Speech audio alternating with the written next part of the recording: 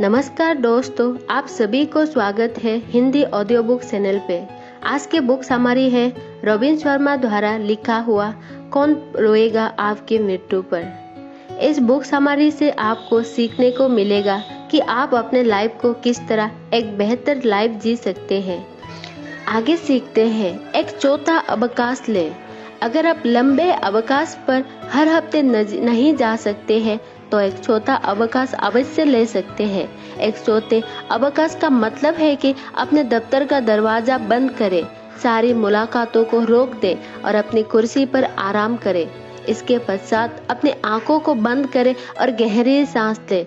जब एक बार आपको गहन शांति का अनुभव होने लगे तब आप ये सोचना शुरू करिए कि आप अपने प्रिय स्थान पर है। उन रंगों की संजीवता को देखिए, उन आवाजों को सुनिए और उन भाषाओं को महसूस कीजिए जो ये पसंदीदा जगह उजागर करती है। ऐसे कुछ मिनट के मानसिक पलायन से आपको नवजीवन मिलेगा और आप आगे के दिन के लिए तैयार हो जाएंगे।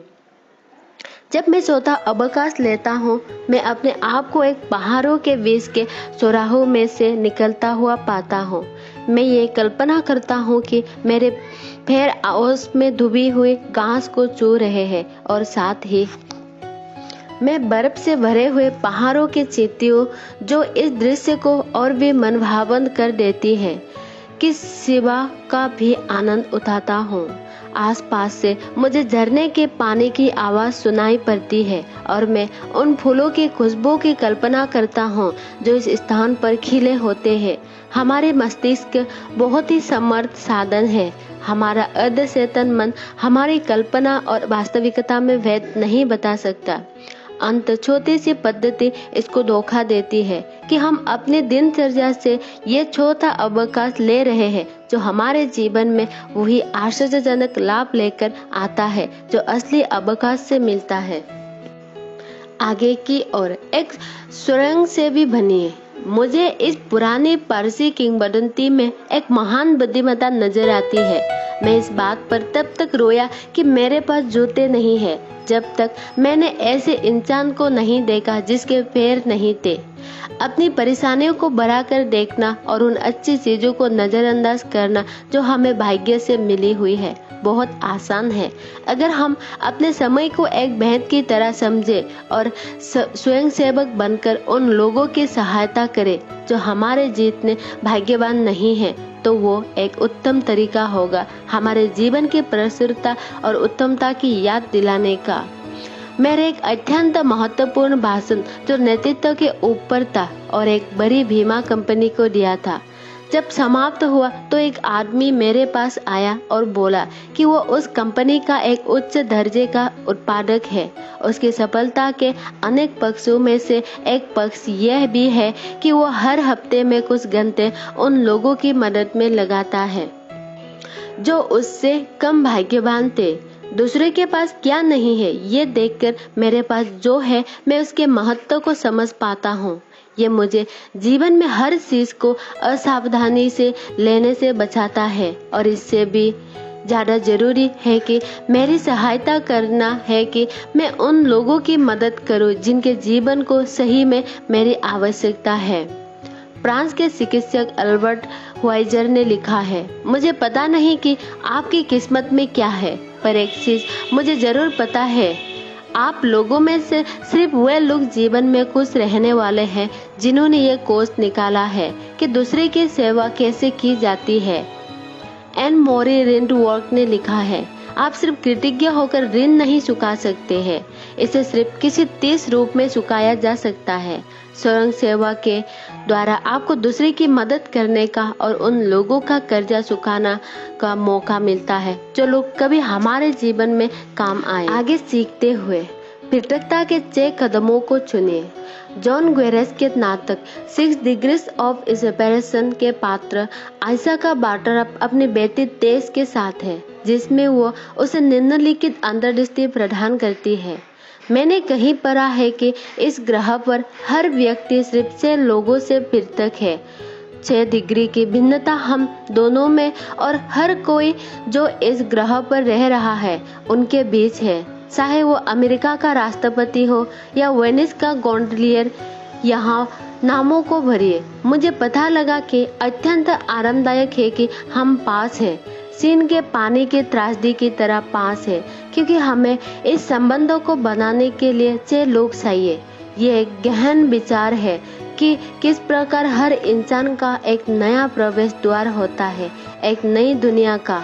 6 भागों का फर्क मुझसे और दूसरे लोगों में है जो इस ग्रह पर रह रहे हैं, पर वे सही 6 लोग ढूंढना मुश्किल काम है। आयशा सही थी। उसका यह सोचना ठीक है कि मैं और आप एक दूसरे से इस ग्रह पर सिर्फ 6 लोगों के द्वारा भिन्न है।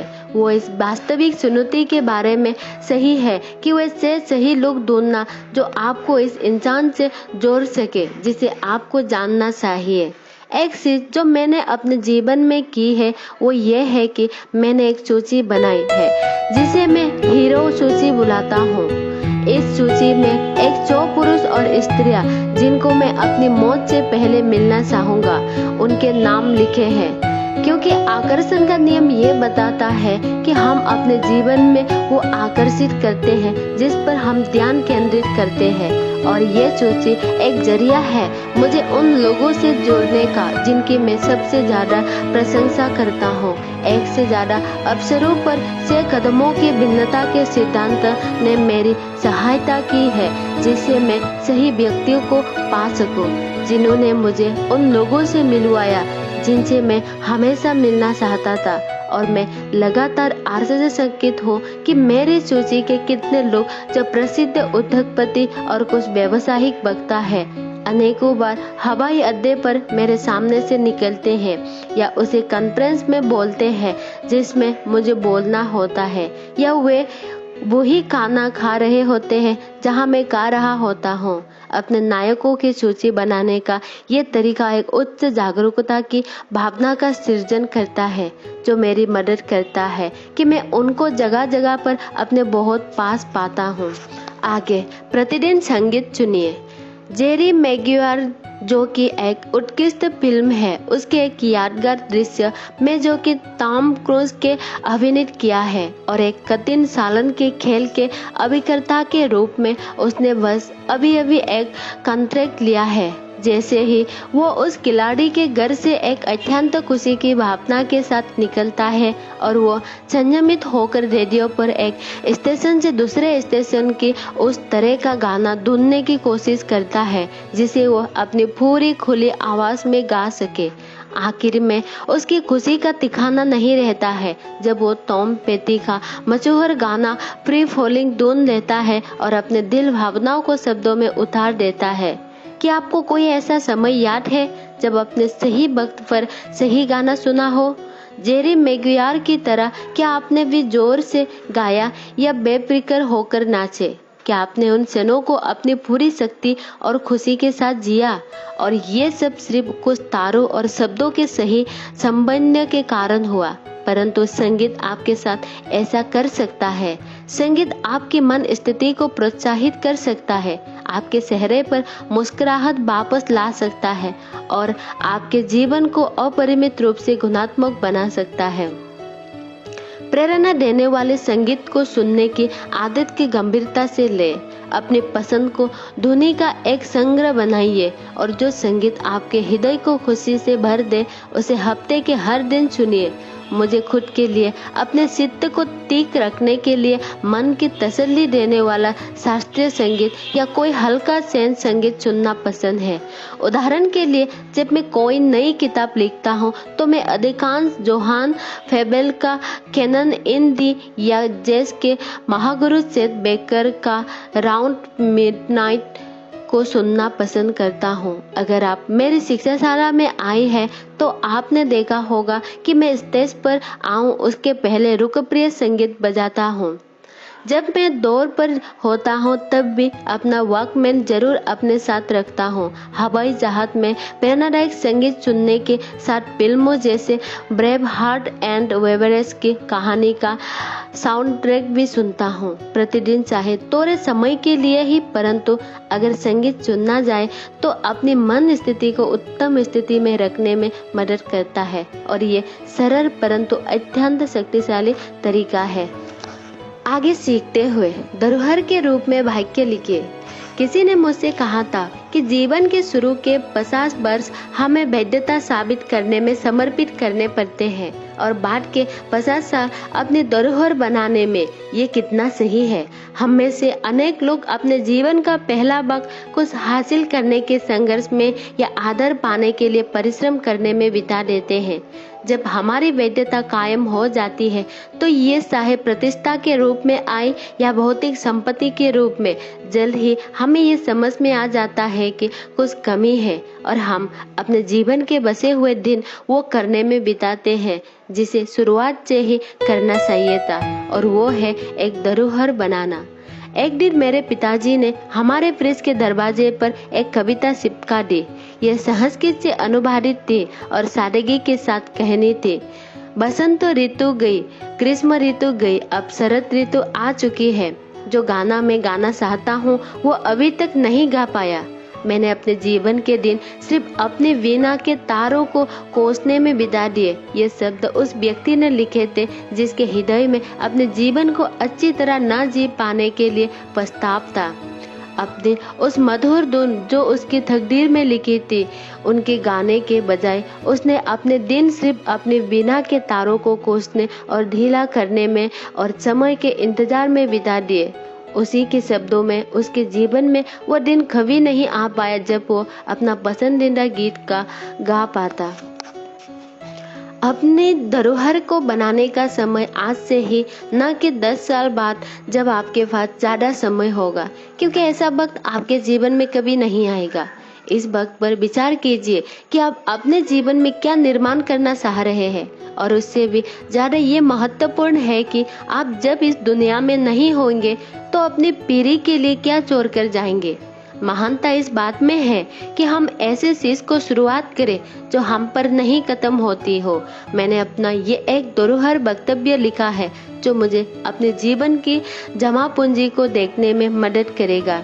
मेरे साथ काम करने वाले जो भी कॉर्पोरेट अधिकारी हैं, वे अपने निजी उद्देश्यपूर्ण वाक्य रखते हैं, और कुछ लोग अपने विचारों को धरोहर के रूप में भी लिखकर रख देते हैं। जैसा कि पहले वाला तरीका हमारी कल्पना को दर्शाता है, तो दूसरा तरीका ये बताता है कि हम अपने मरने के बाद क्या छोड़कर जाना चाहते हैं। इन दोनों में फर्क है। अगर आप सोचें तो आपके जीवन की अंतिम कगार पर पहुंचकर दुख और निराश की भावना से ग्रसित होकर पछतावा नहीं करना पड़ेगा, सिर्फ ये सोचकर कि आप इस दुनिया में क्या छोड़कर जा सकते थे पर क्या नहीं। आगे सीखते हैं। 3 महान मित्र बनाइए। अच्छे दोस्तों के संबंध बनाना प्रसन्नता और खुशी का एक पक्का रास्ता है। हाल के अध्ययन बताते हैं कि जिन लोगों के मित्र और रिश्तेदारों का एक बड़ा दायरा होता है, वे ज्यादा लंबा जीवन जीते हैं, ज्यादा हंसते हैं और कम चिंता करते हैं। परंतु मित्रता वाकई अच्छी चीजों की तरह समय है, शक्ति और कर्तव्य निष्ठता मांगती है, पर ऐसे कुछ ही चीजें होंगे जो इससे बेहतर पारितोषिक देती है। जैसा कि एक दार्शनिक ने कई शताब्दियों पहले लिखा था, दुनिया में दोस्ती से ज्यादा अनमोल कुछ भी नहीं है। जो लोग इसको जीवन से दूर रखने हैं वो उसी प्रकार है जैसे पृथ्वी को सूर्य से अलग कर दिया जाए, क्योंकि प्रकृति की अनमोल देने से ये सर्वाधिक खूबसूरत और प्रसन्नतादायक है। मैं जैसे जैसे बड़ा हुआ, मेरे पिता अक्सर मुझसे कहा करते थे कि कोई भी व्यक्ति जिसके 3 दोस्त हैं, वो वास्तव में एक धनी इंसान है।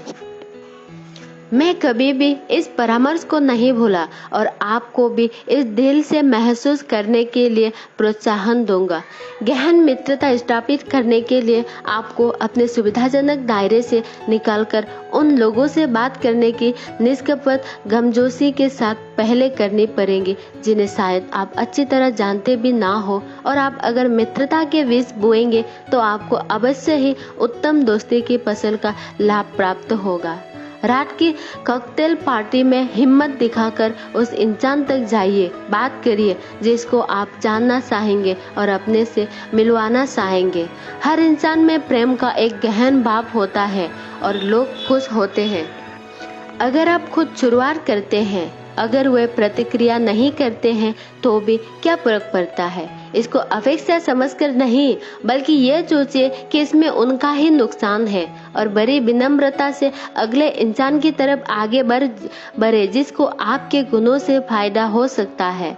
कुछ समय पहले मेरी माँ की कार का टायर पंचर हो गया जब वह किसी दैनिक कार्य के लिए रास्ते में जा रही थी। उन्होंने एक अजनबी महिला जो अपने घर के सामने बगीचे में पानी दे रही थी, उनसे पूछा कि अगर वे अपनी कार को उनके गैरेज में करा कर सके और फिर पास के गैस स्टेशन से मदद मांग सके। उस महिला ने कहा कि उसे कोई अपेक्षा नहीं था।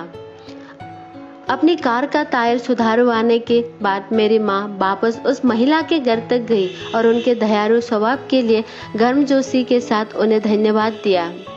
उन महिला ने मेरी माँ को चाय पीने का बुलवा दिया। 1 घंटे के अंदर उन्होंने पाया कि वे दोनों एक ही शहर में पली बड़ी थी, एक ही विद्यालय में पढ़ी थी और एक दूसरे को जानने वाले अनेक लोगों की जानती थी। एक महान मित्रता की शुरुआत हो गई क्योंकि मेरी माँ ने एक नई दोस्ती बनाने की पहला की। द आर्टिस्ट वे पढ़िए। हम सब सृजनात्मक लोग हैं। जब मैंने पहली बार द आर्टिस्ट हुए अपने पसंदीदा किताबों की दुकान पर कई साल पहले देखी, तब मैं वकालत करता था, पर मैंने वो नहीं खरीदी।